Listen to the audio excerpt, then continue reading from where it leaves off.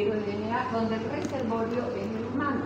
La rubiola es un virus de la familia Tobacillidades y aquí el día de hoy vamos a hablar de estas patologías. Posteriormente hablaremos de sífilis congénita y SIDA. Entonces, decíamos nosotros que si la vía de transmisión es vertical y el requisito indispensable es que la madre esté cruzando con una parasitemia, con una viremia o con una bacteremia, ¿cierto? ¿Cómo y en qué momento puede ocurrir esa transmisión?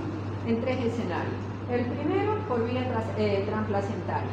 ¿Qué quiere decir ello? Ello quiere decir que se va a transmitir a través de la vía hematógena.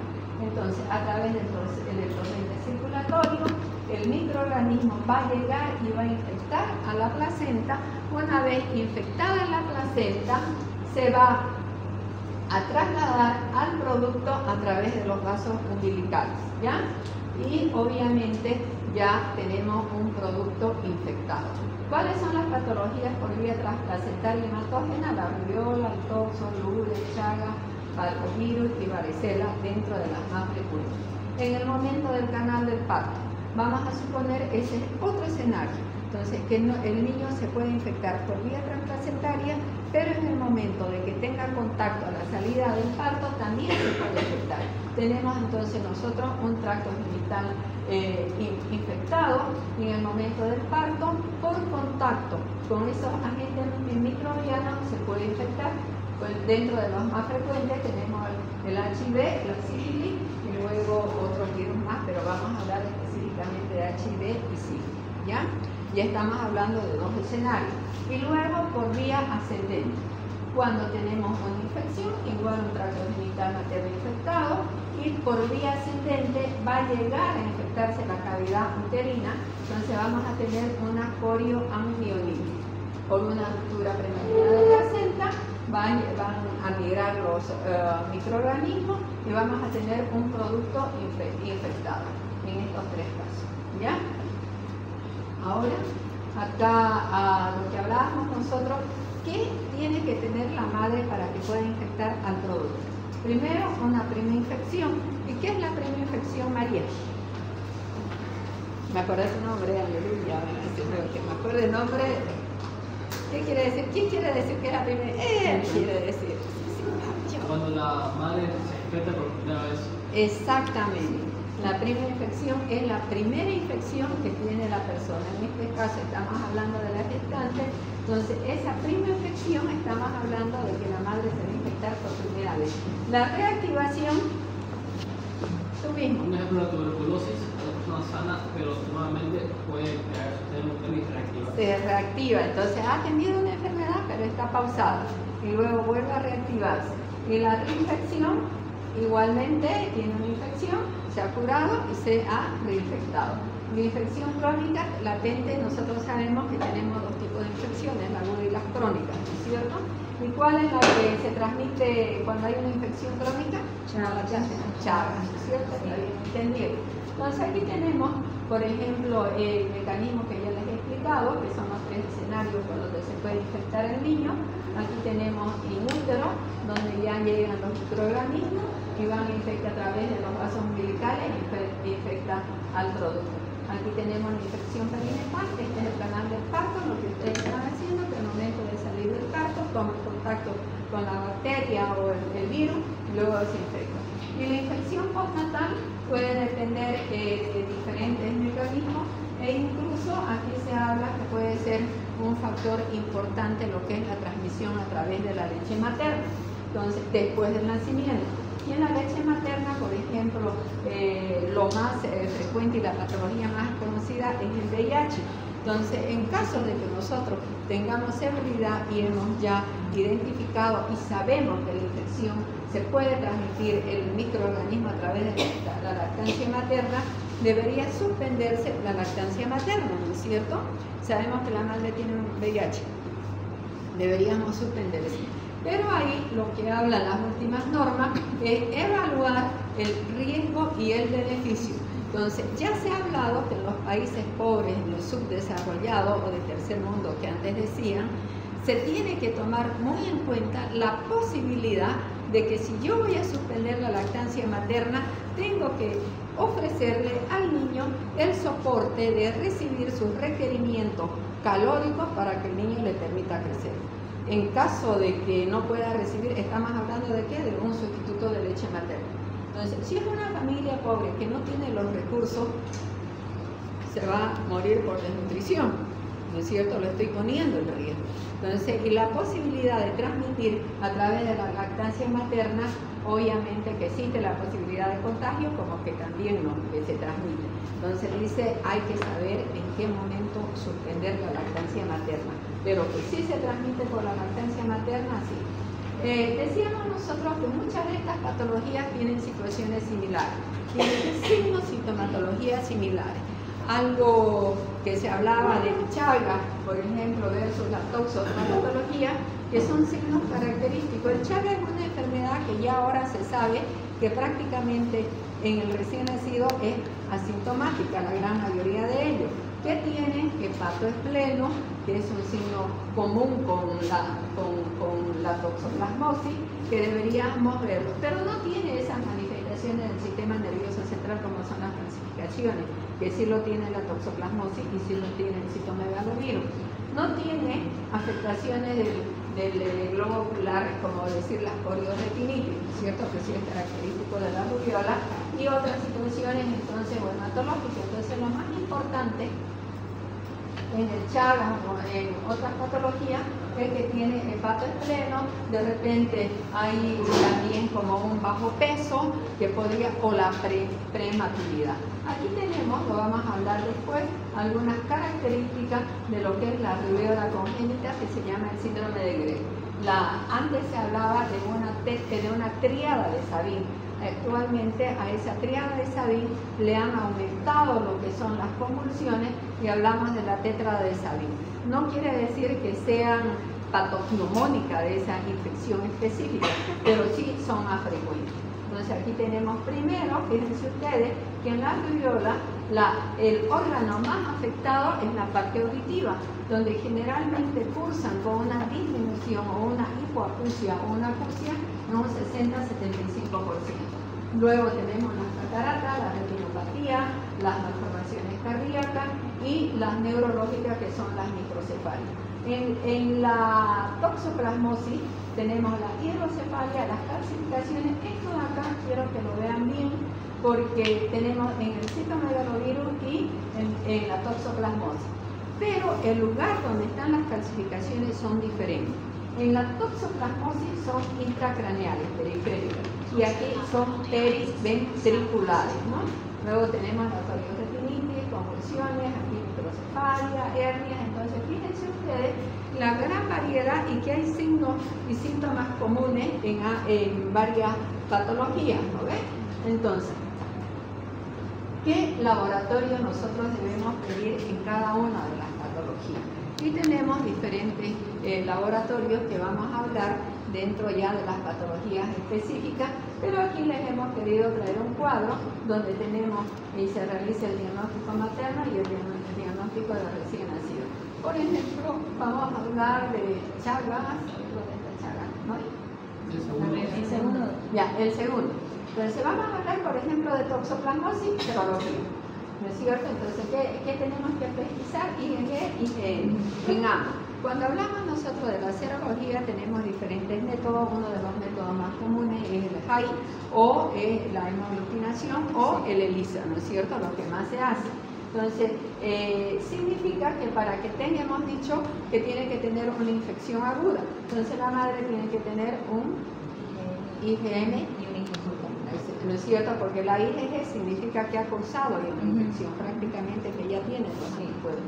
Y lo mismo en el niño. Ahora, en lo que sale del diagnóstico de Chagas, y hablamos del Chagas congénito, vamos a hacer aquí un cambio. Lo normal para diagnosticar un Chagas en las personas adultas o en los niños mayores de 6 meses, obviamente, es la serología.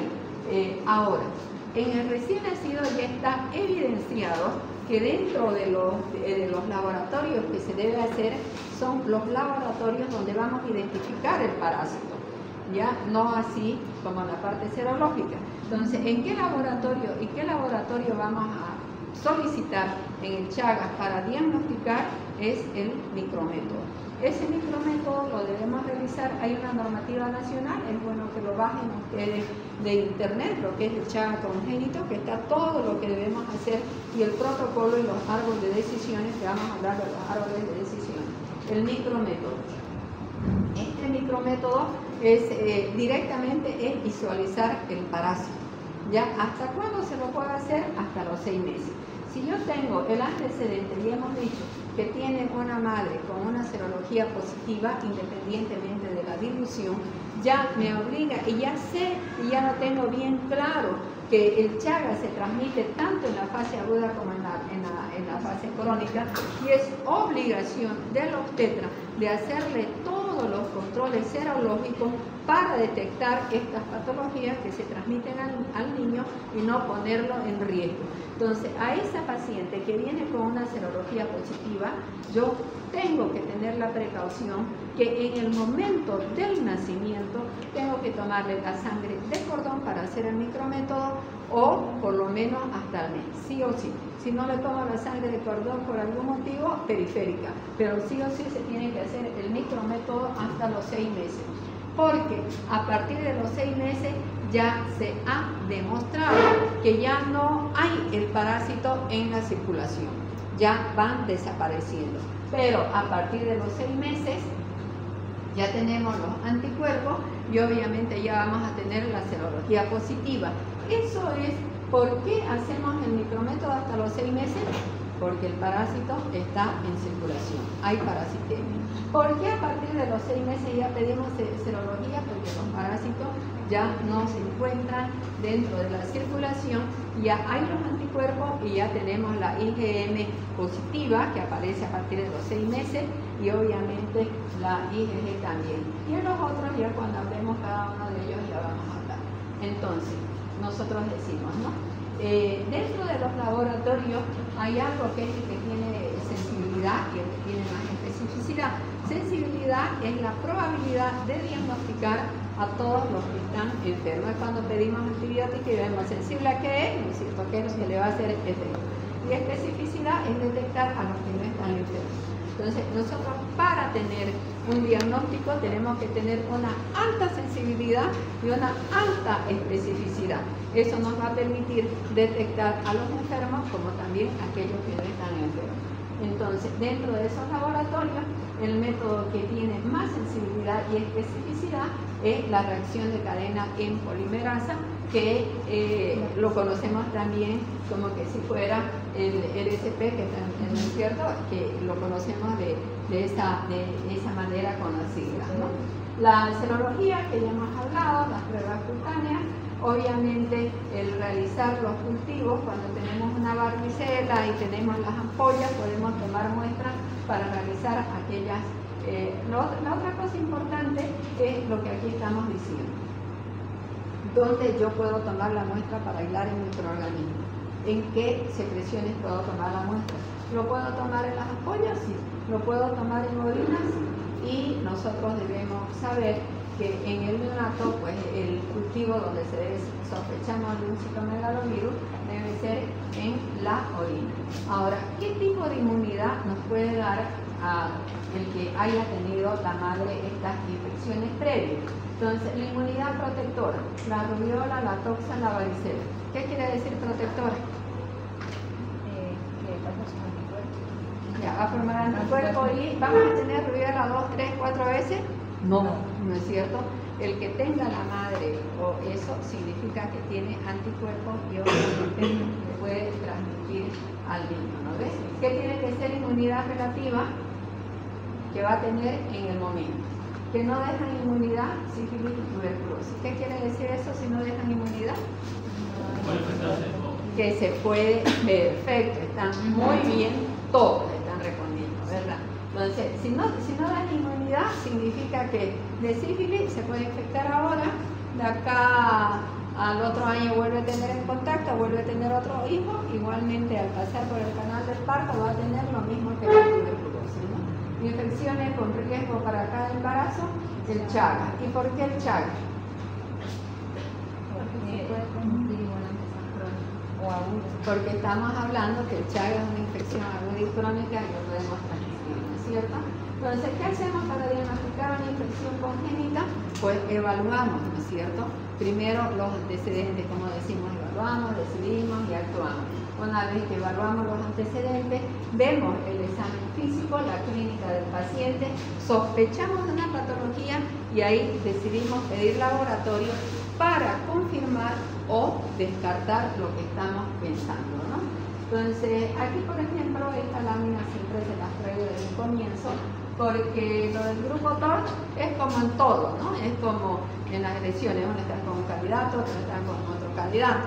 Entonces aquí dicen el TORCH, no, el TORCH ya está pasado de moda, utilicemos lo que es el acosar. Entonces, esta es una autora argentina que propuso modificar el término de TORCH por acosar, tomando en cuenta, pero no fue difundido, socializado, yo lo encontré de casualidad en las tantas actualizaciones que uno mira, y ella decía, ¿por qué acosar? Porque aquí tenemos un acróstico donde cada letra significa algo que debemos hacer, al igual que el TORCH significa una patología a la cual debemos enfocarnos, ¿no es cierto? Entonces, la A, averiguar los antecedentes maternos, para ver que si ya la madre tiene anticuerpos protectores. Entonces, si estamos diciendo que la gran mayoría tiene una infección aguda, ¿qué significa que tenga anticuerpos protectores? A ver, a que siempre me responde. Perdón, doctor. No sé yo, pero yo... Cuando tiene anticuerpos es que ya venció la enfermedad. Y que tiene los anticuerpos de la madre. Entonces, no va a transmitir al niño. No tiene riesgo. Ella ya ha cursado con la enfermedad. Ella ya está con su IgG positivo, entonces no hay riesgo de que pueda transmitirlo, ¿cierto? Protectora dice, ¿por qué? Porque como que lo está protegiendo al bebé, ¿no? Controlar los estudios durante el embarazo. ¿Qué estamos diciendo con eso? Que en toda gestación se debe realizar los controles serológicos para detectar de manera oportuna si la madre cursa o no cursa con una infección aguda o en el caso del Chagas con una dilución positiva. Organizar las posibles patologías y los estudios a solicitar. Entonces, es decir, yo pienso de acuerdo a la clínica que tiene esto, me inclino por tal cosa y solicitar para confirmar o descartar. Una vez que veo, vamos a suponer veo Chagas, ya vamos a hablar, siguiendo hablando de Chagas. ¿Por qué hablamos de Chagas? Por si acaso, porque ya les he dicho, es una enfermedad endémica que es conocida como el Chagas de las Américas. En otros países europeos de Estados Unidos ya no se hablaba de Chagas. Sin embargo, ahora por la migración y por lo que nos trata muy bien este gobierno, nos vamos y nos queremos ir a otros países y llevamos nuestro Chagas por allá y ahí ahora ya estamos un poquito preocupados, ¿no es cierto? Sin embargo, como les decía, eso significa que yo pienso y pedir los estudios que corresponden, ¿ya? No voy a hacer, por ejemplo, en un caso de toxo, no voy a pedir micrométodo, no voy a pedir en un caso de citomegalovirus, ¿no es cierto? El micrométodo está simplemente para Chagas. Luego, analizar los resultados que tenemos y obviamente siempre acordarnos qué significa el acróstico de Chagas, ¿no? Entonces, el tamizaje materno, ya hemos hablado que se debería realizar a todas las madres gestantes para detectar una infección que pueda transmitirse al producto. Con ese pantallazo general vamos a hablar ya de las dos enfermedades infecciosas parasitarias, que la primera es el toxoplasmosis. Ya, entonces, saber que todas estas infecciones son problemas. Hay un bebé, ¿no? ¿Llora? Sí. ¿Está llorando? ¿Qué significa? Fuerza respiratoria. ¿Se está moviendo? Zona muscular. Muy bien. Vaya a ver qué edad tiene. ¿Ya? Entonces, ¿no es cierto? Toda la toxoplasmosis es un problema de salud pública en todo el año, donde existen muchas controversias, especialmente en lo que, muy bien, trae lo que quiere teta. Dice el niño, ¿por qué llora? Porque tiene hambre, porque está mojado o porque le duele algo y le están haciendo daño. ¿Ya? Entonces, cuando ustedes tengan un bebé, tienen que ver esas causas. Si llora su bebé, nadie llora por gusto. Ya, si ustedes ahorita empiezan a llorar después del examen, o les ha ido mal, o les ha ido muy bien, porque se llora de tristeza y de alegría, ¿no ves? Entonces pueden ser las dos cosas, salen llorando. ¿Qué pasa? Me fue bien, doctora, pasé. Dije, no, y eso quiero que lloren de felicidad ese día, ¿ok? Entonces, aquí existe controversia en el sistema de tratamiento. Y obviamente cada uno de nosotros hemos hablado y han escuchado ustedes en el curso de ética que tenemos que conocer nuestros protocolos y nuestras normativas. Entonces, dentro de las normativas, ¿qué se llama nuestra normativa de acá? NAC. Muy bien, entonces en el NAC ahí tenemos todo lo que está ya reglamentado y cada tema está cortísimo, desde que nace hasta que nos morimos está en el NAC, ¿no? Entonces tener algo que nos respalde, que lo que estamos actuando está de acuerdo a lo que es la normativa. Esto de acá, más que todos ustedes ya saben cuál es la vía de transmisión, no lo vamos a repetir. Sabemos nosotros que aquí tenemos la enfermedad parasitaria y obviamente el agente biológico es el toxoplasma gondii. ¿Y dónde se encuentra el toxoplasma? En el gato, ¿no? Pero no solamente ese es el gato, ¿no? O sea, en el gato en sí. Pero no solamente en el gato, sino también tienen otros huéspedes que son los huéspedes intermedios, ¿no? Entonces estamos hablando que el huésped definitivo y el huésped intermedio. Entonces cuando el gato agarra y elimina las deposiciones y se tiene en contacto con las deposiciones, pues obviamente hay posibilidades de infectarse. Ahora se habla de contaminación ambiental. Entonces, ¿qué significa de cómo nos podemos de cómo podemos ingerir nosotros para infectarnos? Entonces, ¿qué hablamos de contaminación ambiental? Que puede estar contaminar los alimentos, el agua, podemos agarrar y contaminar los animales, y los animales hay algunos que los podemos comer, entonces comemos carne cruda, podemos infectarnos las vías de transmisión de diferentes maneras, como acá lo tenemos, ¿no? Las deposiciones, y va a los otros animales, los otros intermediarios, nosotros los podemos ingerir. Esas son las vías de transmisión. Pero también tenemos las otras vías de transmisión, y las otras vías de transmisión es la transfusional. Ahora, hablando de las vías de transfusión, ¿ustedes creen que tenemos la posibilidad para infectarnos a través de una donación de sangre? Depende en qué fase. Ya se puede transmitir, pero prácticamente ya ahora hay la ley de la transfusión, Sí. donde ¿qué es lo que decimos cuando ustedes hacen ¿qué dicen? ¿Transfusión qué? Segura. ¿Ustedes han donado sangre? Sí. ¿Qué les hacen para donar sangre? Estudios. Los estudios. ¿Qué hacen en esos estudios? Le van a hacer todas las pruebas serológicas para que no tengan VIH, para que no tengan chagas, para que no tengan ninguna infección. Entonces, en la actualidad estamos hablando que eso ha disminuido bastante en lo que es la vía de transmisión a través de las transfusiones, porque estamos hablando de transfusiones seguras. Ni debería existir, debería estar ya out o erradicada la transmisión por las donaciones de sangre. La que más nos preocupa es la vía de transmisión, ¿es cierto? Y estas acá que tendríamos una ingesta de carne mal cocida, yo no voy a decir mal cocida, sino uno va al restaurante y a mí me encanta el término medio, ¿no? O sea, nunca pido bien cocida, ¿no? ¿No? Bueno, medio crudo ese, ¿no? Entonces, porque es más jugosa, es más blandita. Entonces, esas son nuestras preocupaciones que se debería educar a la gente. Pero, ¿cuál sería la vía de contagio directo?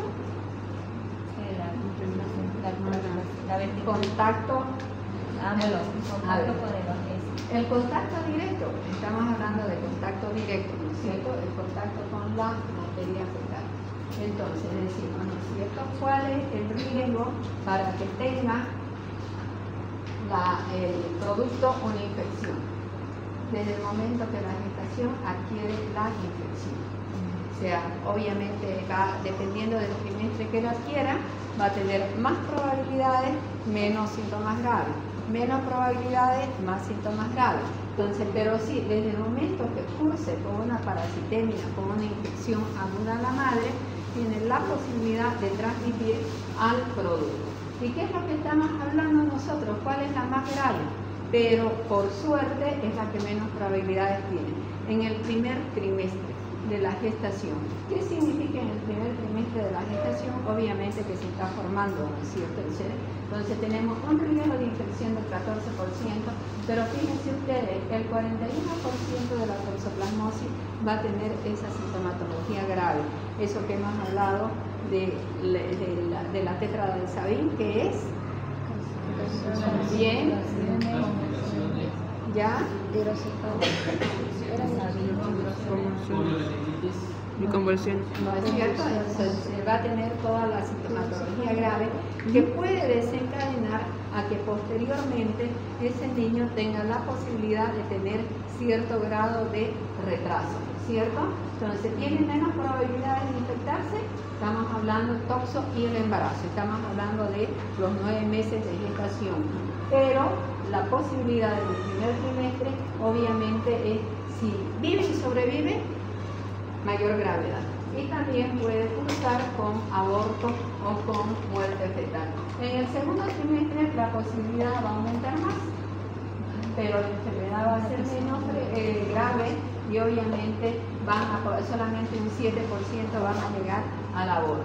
Ya en el tercer trimestre la probabilidad de que el producto se pueda infectar, el riesgo de infección es mucho más alto, pero la posibilidad de tener sintomatología o llegar a un aborto prácticamente es cero.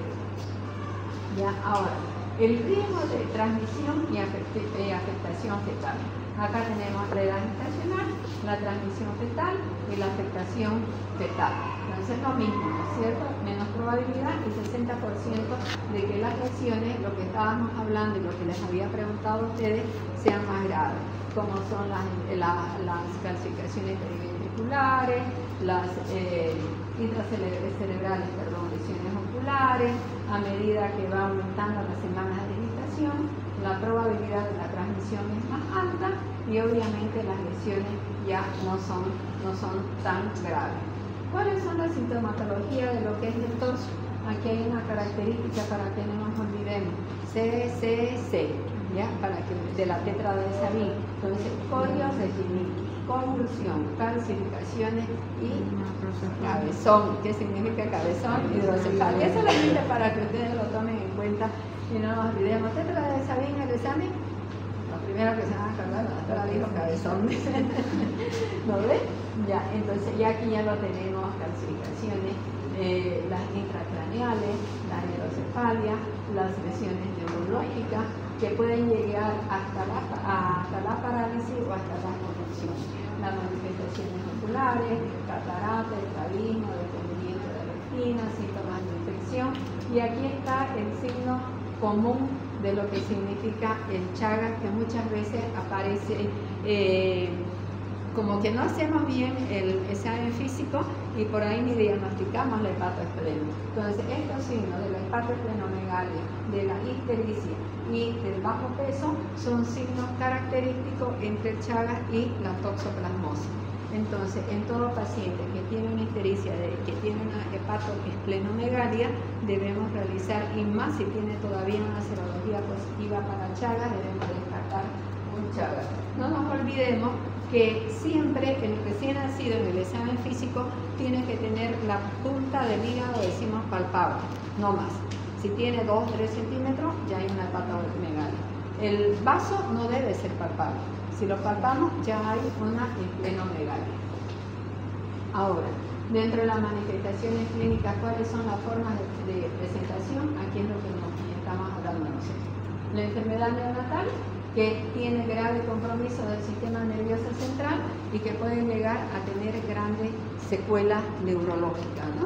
Entonces, la enfermedad que se manifiesta en los primeros meses de vida, el reconocimiento es tardío, son recién nacidos asintomáticos y la sintomatología puede aparecer después. La enfermedad que se manifiesta tarde en la vida, ya tenemos las secuelas, son diagnosticadas tardíamente, tenemos anatorio reprimido. y ya la infección asintomática, que prácticamente el 90% de los niños son clínicamente sanos, y lo que tenemos ya son las serologías positivas.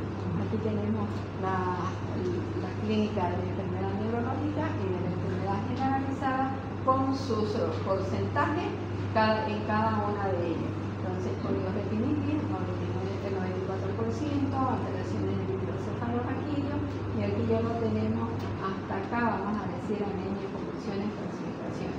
Y en la enfermedad generalizada, pedalias, ictericia, anemia, fiebre, hepato, ¿no? Ahora, ¿a qué puede evolucionar? Hablando de una evolución desfavorable. Cuando hablamos de evolución, hemos hablado de una evolución del seguimiento de las patologías, una evolución que tiene favorable, que puede ser estacionaria y que puede ser desfavorable. Entonces aquí estamos hablando de una evolución desfavorable. ¿A qué nos puede llevar esa infección que no ha sido diagnosticada de manera oportuna y no ha recibido el tratamiento?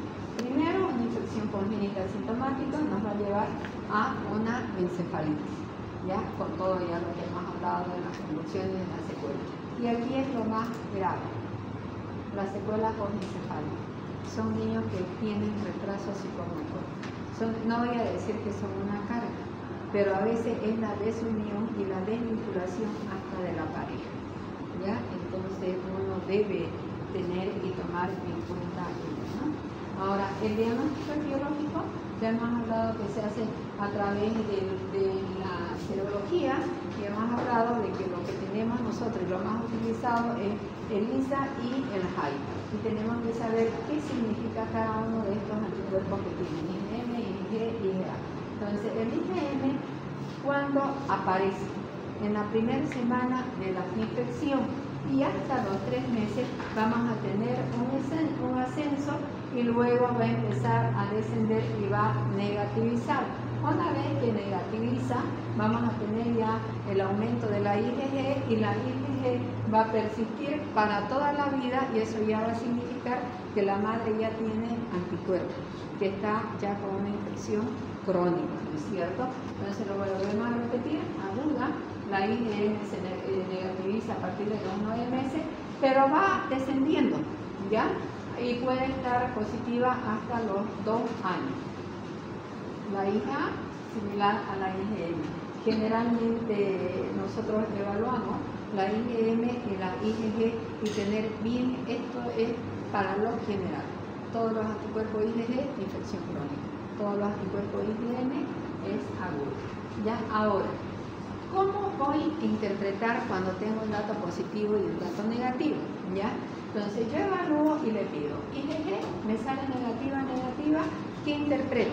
Que la madre es virgen, que no ha tenido la enfermedad. ¿Eso es bueno? ¿Eso es malo?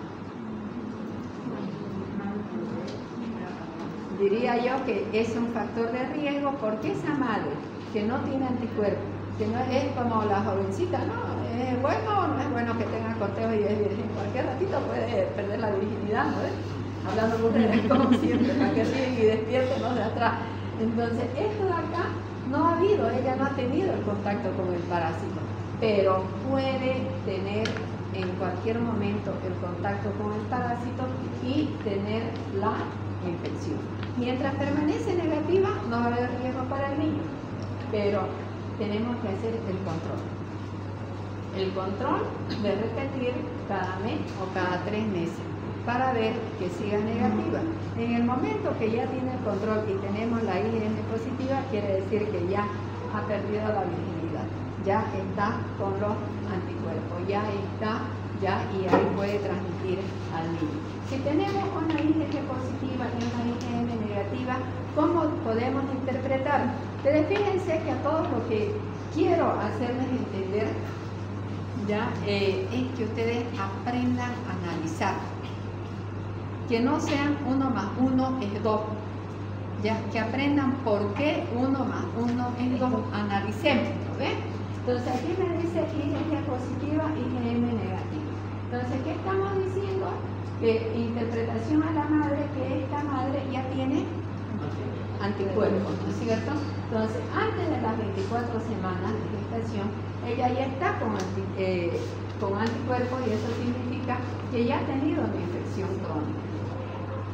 Entonces, si ya ha tenido una infección crónica, va a significar que el niño ya no tiene riesgo. Eso es lo más bonito, ¿no? Ya no tiene riesgo para poder infectarse. Entonces, pero podemos considerar que hemos hablado de cómo es el comportamiento de la IgM, cómo va aumentando y cómo va disminuyendo progresivamente. Siempre pensar que la IgM era inicialmente positiva y posteriormente se negativizó. Entonces estamos hablando que vamos a suponer que esto en el último trimestre, entonces que puede ser que que nos hemos olvidado de hacerle, la hacemos en el último trimestre, que ella haya tenido esa infección en el primer mes cuando lo hicimos y era negativa, y obviamente ya estamos el último trimestre, que son 9 meses. Cuando cae, a los 6 meses, entonces ya puede ser que se negativizó y que haya cursado. Pensar siempre. Si tenemos positiva antes, que es una infección aguda versus una crónica, entonces ya aquí ya tenemos el riesgo de una toxoplasmosis congénita. En este caso se pide una prueba que se llama la prueba de avidez. Y la prueba de avidez tenemos que fijar el resultado. Si la prueba de avidez es de 30 a 50% de más, quiere decir que la infección es crónica. Si la prueba de avidez es baja, quiere decir que la infección es aguda, porque aquí tenemos los dos positivos. Si tenemos una IgG negativa y una IgM positiva, es una infección muy temprana, es una infección aguda, o puede ser que tengamos una IgM falsa positiva. Entonces debemos repetir a las 3 o 4 semanas.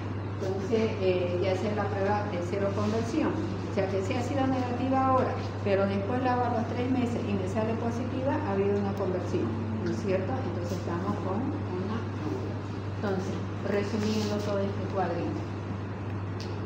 El diagnóstico materno, ideal hacer una seroconversión en este caso, presencia de IgG positiva de baja avidez, en este otro caso, el diagnóstico de infección materna se realiza mediante la demostración de seroconversión o ante la presencia de IgM positivo con anticuerpos IgG de baja avidez, lo que hemos explicado en la anterior.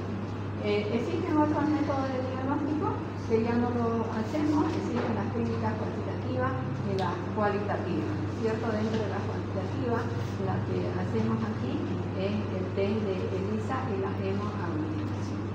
¿Cuáles son los diagnósticos directos de toxoplasmosis congénita? Aquí ya tenemos la fase molecular, el aislamiento, el histológico, todo lo que vamos a ir haciendo parte por parte de la detección y todo lo que debemos realizar de manera secuencial como hablamos. ¿Qué nos dice nuestra normativa en el diagnóstico de la toxoplasmosis? Que no existe una prueba con la suficiente sensibilidad y especificidad. ¿Qué quiere decir esto? Que no, dentro de todos los estudios que han hecho, no hay una prueba que nos determine. Ya hemos hablado de lo que significa dentro de las pruebas lo que es las pruebas de reacción de cadena en polimerasa, ¿no es cierto? Que tienen alta sensibilidad y alta especificidad, pero no tienen el 100%. Si queremos nosotros tener la seguridad, deberíamos tener una prueba que tenga el 100%. Entonces, eso nos va a indicar que sí siempre va a existir esa posibilidad de tener los falsos positivos o los falsos negativos, ¿no es cierto? Y lo que dice es combinar la clínica y los pruebas de laboratorio para diagnosticar una enfermedad activa. ¿Qué otros estudios tenemos que nos pueden ayudar al diagnóstico? El fondo de ojo. ¿Para qué el fondo de ojo? Para ver si hay o no hay corioretinitis, ¿no? El hemograma, la función hepática, para ver si hay ojo de otros órganos, el estudio citoquímico del líquido cefalorraquídeo, para ver y descartar si no hay una neuroinfección por el toxoplasma gondii, ¿no? El estudio microbiológico es obligado a hacer la detección de anticuerpos y recomendar la reacción de cadena en polimerasa. Esta PCR no confundirse con la proteína C reactiva. La proteína C reactiva es una prueba que solamente nos indica que tiene la presencia de una inflamación de cualquier causa, nada más. Esta es específica, esta es una prueba de ADN que se puede hacer la PCR en sangre, en líquido y en orina. Y opcional, hacer el estudio de la PCR de la placenta. ¿Cómo hacemos el estudio de la placenta? A través de una amniocentesis, que ya hemos hablado, ¿no es cierto? Ya varias veces. Ahora, ¿qué es lo que nos dice el MAC en relación al tratamiento? En la realidad, estaba viendo las últimas revisiones y hay como que quiere llegar a un consenso para que ya sea de manera mundial tener un protocolo para hacer el tratamiento. Todos coinciden en que las drogas de lesión es la pirimetamina, la sulfadiazina y el ácido fólico. En la gran mayoría de todos los protocolos están coordinados. Estamos hablando del tratamiento de la toxoplasmosis congénita. Entonces, ¿qué nos dice el NAC? Que primero tenemos que hacer una dosis de carga con la dosis de la pirimetamina 2 miligramos por kilo por día, dividirlo en 2 dosis y dar a los 3 días. Luego hacemos nuestra dosis de mantenimiento, que es 1 miligramo por kilo por día, cada 12 horas de 3 a 4 semanas, y la sulfadiazina de 100 miligramos por kilo por día, cada 12 horas durante 2 a 6 meses. Eso de ahí tenemos que explicarle a la madre, concientizarla de la gravedad que significa y que si ya hemos hecho un diagnóstico precoz, no podemos darnos el lujo de que la madre rechace el tratamiento. Hay que explicarle claramente el riesgo que tiene y que conlleva el no realizar el tratamiento. Ahora, la segunda elección que tenemos aquí es con el cotrimoxazol, que es la combinación del primetoprim y de la sulfamethoxazol, la clindamicina y la estreptomicina. Cuando tenemos una infección dudosa, lo mismo con el ácido fólico. Ahora sí, ¿ya? Tratamiento ya de la congénita sintomática, aquí tenemos las 3 drogas. Y lo que tenemos que tomar en cuenta es algo muy especial. ¿Se usa o no se usa corticoide? El corticoide, el que está indicado, es la prednisona, pero cuando hay un caso específico de cuando tenemos afectada la retina. Entonces, cuando hay coriorretinitis, ahí debemos usar la prednisona a 1.5 miligramos por kilo durante 15 a 20 días. Si no hay esa infección a nivel ocular, solamente estamos hablando de las 3 drogas, ¿ya? Entonces, aquí ya tenemos lo mismo, la infección congénita, la sintomática, con las drogas, el inicio, la duración del tratamiento de otras escuelas. Entonces, aquí le he pasado yo el tratamiento, lo que dice la ASNAC y a lo que nosotros tenemos que hacer. Y en nuestra historia colocar lo que nos dice nuestra norma. Entonces, recordar siempre que el tratamiento precoz de la embarazada previene el 60 a 70%, obviamente, de que tenga algún tipo de secuela, lo que es justificativo para realizar todos los esfuerzos necesarios para que podamos hacer el diagnóstico y realizar el tratamiento. ¿Ok? Entonces, hay algo en otros países que sí está aprobado, es el aborto terapéutico. ¿Ya? Aquí en Bolivia, ustedes saben, ha habido manifestaciones, unos que son religiosos, que están en contra del aborto, otros que sí estaban a favor del aborto. Entonces, la discusión es que si se va a hacer el aborto es cuando tenemos la seguridad que la infección ha ocurrido en el primer trimestre o antes de las 16 semanas. ¿Por qué? ¿Por qué más riesgo de que Normalidad congénita? Porque tiene la probabilidad de que las secuelas neurológicas o la enfermedad va a ser más grave, ¿no es cierto? Entonces, sí, en otros países está legislado el aborto y eso es una decisión de la mujer para realizarlo o no. Entonces, aquí estamos nuevamente de comunicación asertiva. El médico tiene la obligación de explicarle a la gestante en el caso de que tenga este tipo, como es la rodiola congénita, como es la toxoplasmosis, donde las secuelas van a ser graves o el citomegalovirus, de explicarle las consecuencias que puede tener en el caso de que la infección haya sido antes en el primer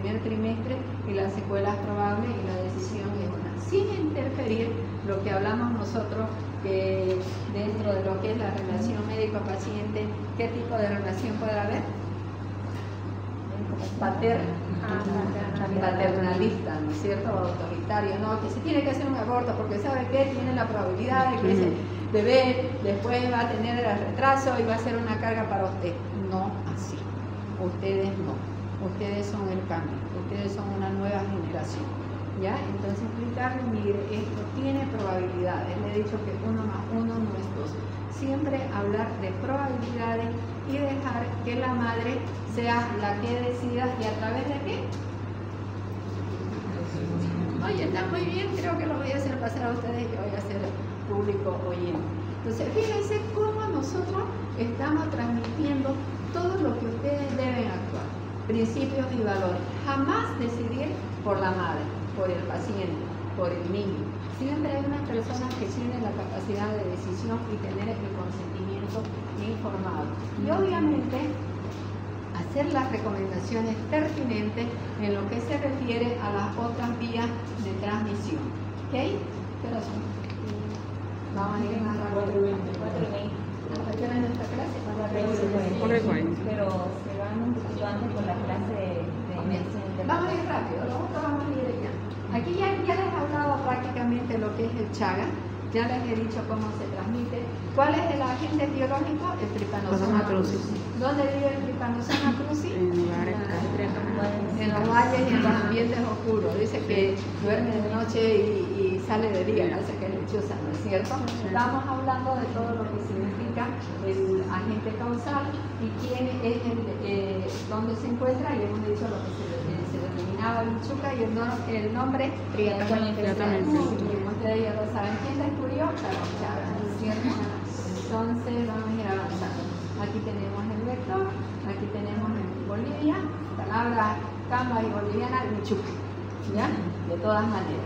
Entonces esta es la incidencia de Bolivia que hemos hablado y se llama la enfermedad o Chagas de las Américas porque es América la que tiene más probabilidades. Entonces ya hemos hablado que los requisitos es que exista una parasitemia que puede ser en la fase aguda y en la fase crónica donde se va a agarrar y se va a transmitir al producto, ¿no es cierto? Entonces aquí tenemos en la fase aguda, en la fase crónica que la madre puede transmitir. La sintomatología, hemos dicho que en la gran mayoría de las veces es asintomática, que no vamos a encontrar nada en el Chagas congénito. Que sí, dentro de los síntomas, los más frecuentes que son, ya le he dicho, son 3. Color, ictericia y bajo peso, ¿no es cierto? Aquí tenemos.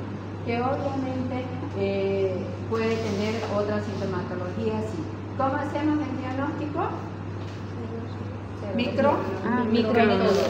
Ya hasta los 6 meses, ¿no? Y después vamos a hacer ya les he explicado el Chagas. Ese micrométodo no será lo mismo que la gota de gruesa. No, antes se llamaba micrométodo.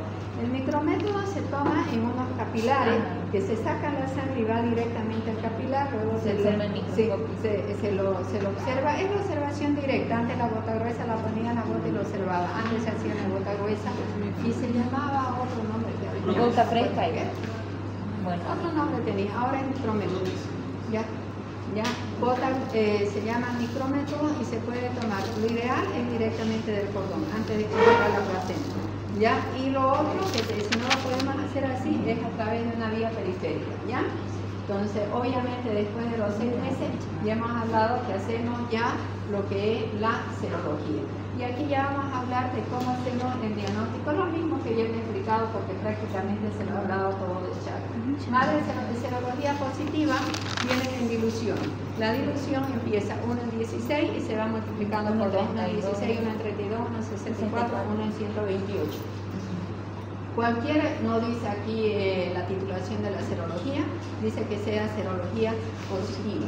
Entonces tenemos un padre de una serología positiva al menor de 6 meses, tuvo capilar, lo que le he explicado, sacar la sangre, no sale positivo, tratamiento. ¿Tratamiento con qué? Con el Benzimidazol. No sale negativo, esto nos permite, no sale negativa, no nos permite que descartemos tenemos que hacerle una serología a los 6 meses. Estos son ya los protocolos y los algoritmos del Chagas que están todos en el algoritmo. Positivo, tratamiento de infectado. Ahora, les viene un paciente que no lo han visto, no lo han recibido. Estamos hablando de acá un niño que ustedes han atendido en la sala de parto, que ustedes le van a hacer el micrómetro. Pero les viene un niño mayor de 6 meses, ya no le pueden hacer el micrómetro. Directamente se van a ir a lo que significa ya lo que es la serología, ¿ya? Entonces, el tratamiento tenemos nosotros, esto de acá se los traigo porque antes se utilizaba más, ahora solamente hablamos de dexnidazol. La dosis en la primera semana es 7 miligramos por kilo por día cada 12 horas durante 7 días. Es como una dosis inicial. Y luego ya a la segunda semana ya se va a aumentar la dosis, son 10 miligramos, aquí. Se va a aumentar la dosis. Ya aquí iniciamos entonces con 7 miligramos. Este dexnidazol no viene en jarabe, viene en tableta. Y esa tableta la tenemos que diluir. Viene de 100 miligramos y la diluimos con 10 ml de agua destilada, lo cual va a significar lo mismo que la vitamina K. Un ml va a tener 10 miligramos si hacen la conversión. Entonces quiere decir que para llegar a aplicarle tenemos que hacer la reglita. La primera dosis se da con la madre, se la muestra, se modifica, se hace con el peso del niño. Todo esto que les estoy mostrando está lo que está en el protocolo, desde cómo se diluye, desde la dilución, desde cuánto tiempo tiene, y se le da a la madre durante una semana. La primera dosis en el centro de salud. Luego se le explica cómo le va a ir dando de acuerdo a los ml, no en miligramos, de acuerdo a los ml que ustedes han calculado. Y luego se la manda a la madre a retornar al 7º día. Si no viene la madre es lo mismo. Si no va a Mahoma a la montaña viene a Mahoma. ¿Okay? Hay un carnet de Chagas que también lo pueden sacar en el libro, que es el carnet del niño a la dirección de la madre, cómo hacen ustedes el seguimiento, el control. Ustedes tienen que ir a ver qué es lo que ha pasado. ¿Tiene contraindicaciones? Tiene, ¿no es cierto? Contraindicaciones absolutas y contraindicaciones relativas, al igual que puede tener efectos adversos. Cuando tiene algunos efectos adversos, como son manifestaciones alérgicas, la suspenden por una semana, pero luego reinician de repente con una dosis inferior. ¿Ya? Pero cuando tiene reacciones adversas, suspendemos, esto es lo que dice el ANAC, ¿ya? Entonces, y le damos un antihistamínico, de acuerdo con el cuadro clínico, que puede ser 2 a 3 días, ¿no?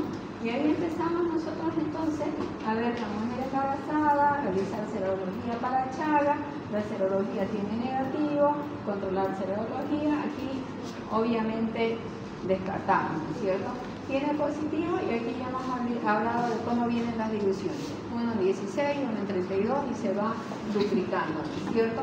El que ya tenga una dilución positiva ya significa que la madre ya ha estado en contacto. Entonces hacemos el micrómetro de un cordón o sangre periférica del niño. Si por algún motivo no le hemos podido sacarle, como tú preguntabas, la sangre del cordón lo tienen que tener el tubito y hacen que gotee, pero cuando todavía no se ha producido el alumbramiento, por si acaso, ¿ya? Ahora, hacemos y tenemos dos resultados, positivo o negativo. Si el micrométodo es positivo, ya directamente estamos diciendo que tiene un Chagas congénito, procedemos a hacer el tratamiento. Si el micrométodo es negativo, vamos a repetir otro micrométodo al mes o hasta los 2 meses.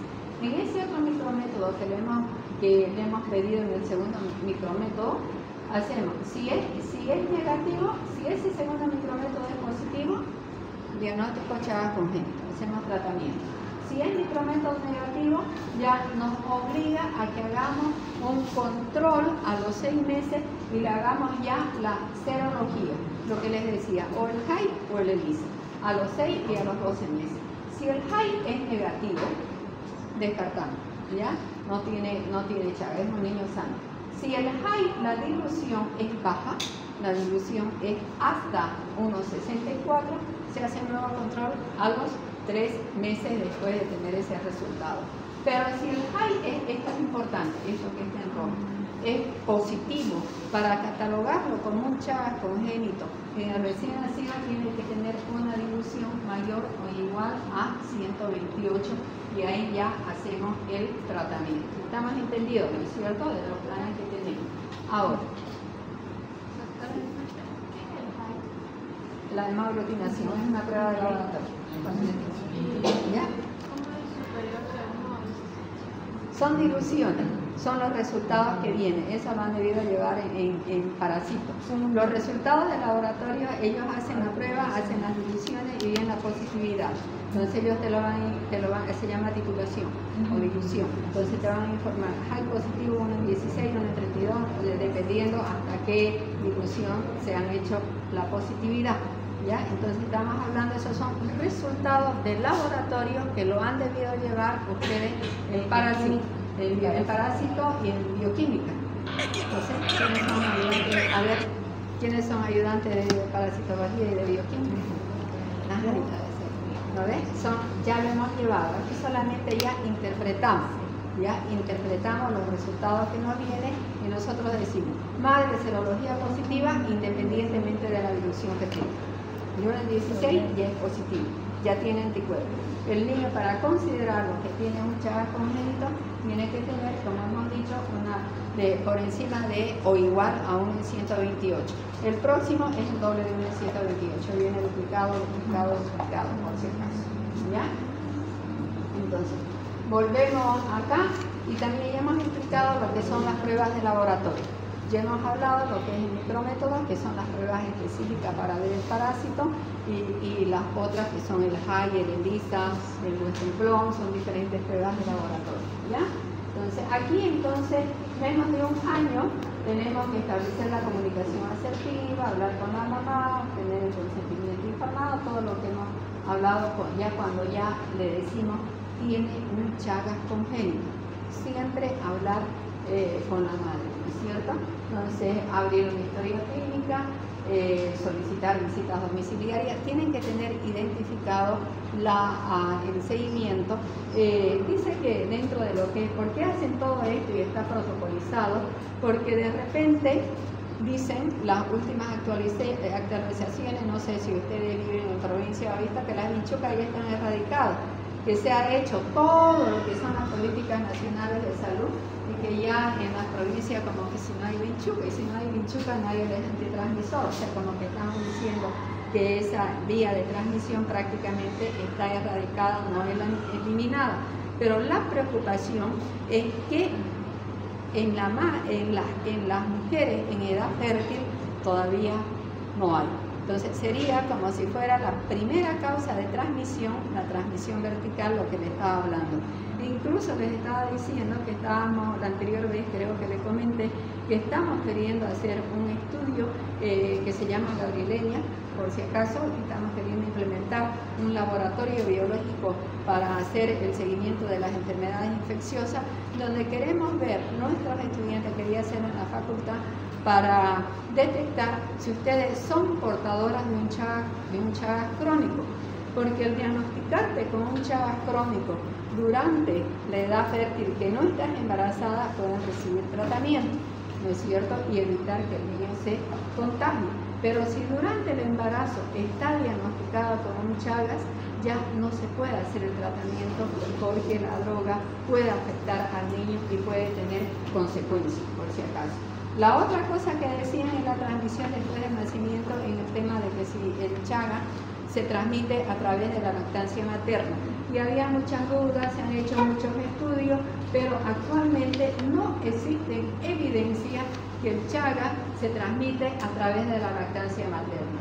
Por lo tanto, no se suspende la lactancia materna cuando la madre tiene Chagas, ¿no?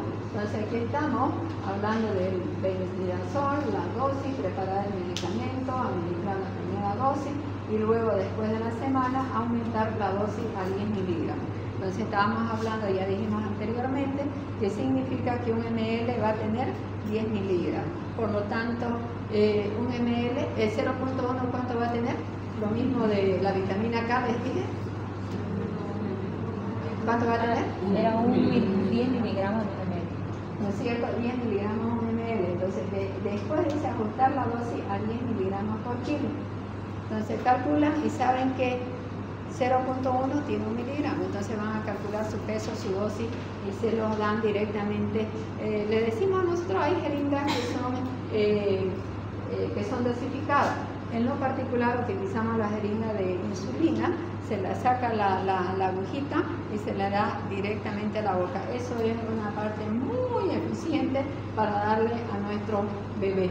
Primero darle agüita. Tengo a mi nieta, cada vez que se enferma, odia los medicamentos. Pero cuando tengo mi jeringuita con agüita, agua, le doy y después saco el paracetamol para bien, mamá. Entonces, el pediatra tiene que darse esa manera para que el niño tome con agrado, porque si no se los va a vomitar. Ya el control hasta terminar los 30 días, el Chagas congénito, el tratamiento es durante 30 días y hacer el seguimiento, ¿no? Control semanal, entregar la dosis después. Entonces, hemos quedado la primera dosis en el centro de salud con la madre. Se le explica a la madre, comunicación asertiva, se le educa a la madre y se va a casa y se lo manda a volver cada semana para indicarle para darle las nuevas dosis, ¿no? Se lo preparamos. Seguimiento del laboratorio posterior, que ya también lo hemos hablado, 6 meses después, control serológico, high negativo, niño curado. Ya, high positivo, mayor a 1,16, a repetir control serológico. ¿Qué significa esto? Que sigue teniendo anticuerpos. Si la titulación ha disminuido, vamos a suponer que tenía un high, un en 128, ha disminuido, va disminuyendo, está curado. Pero si la titulación es igual o mayor a unos 128, hemos fracasado y hacemos el tratamiento. Estas son las reacciones adversas. Todo esto, les vuelvo a repetir, entra en internet y todos estos árboles de decisiones están ahí. Y los miran, estamos yendo volando por el tiempo. Detectar la reacción adversa, ya lo hemos hablado. Si tiene erupciones en la piel, utilizamos lo que es los antihistamínicos, la clorfeniramina, suspendemos una semana y volvemos a iniciar. Disminuir el benzimidazol, dividir en 2 dosis y asociar a antihistamínicos. Si las lesiones tienen petechia, hay que suspender los medicamentos y si persisten las reacciones, suspendemos la medicación hasta la desaparición completa de los medicamentos y luego entonces existen las dos posibilidades de persistir o desaparecer la reacción. ¿Ya? Y con esto es el último proyecto que hemos acabado. Que tengan un día que se llama del trabajo bueno, diviertan, disfruten, no hay clases.